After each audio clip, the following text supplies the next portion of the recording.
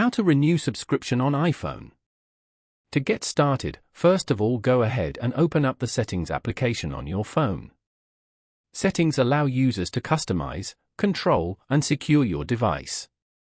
Once you're on the Settings page, go to the top and tap on the section with your name on it. This will take you to your Apple account page. Locate and tap on the Subscriptions option to proceed with managing your services. You will then be directed to the Subscriptions page.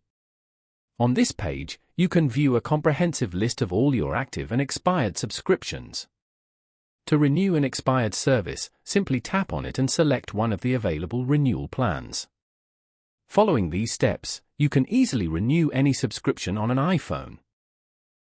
Thank you for watching. Please leave a like if this tutorial helped you, or leave a comment below if you have any questions related to the video.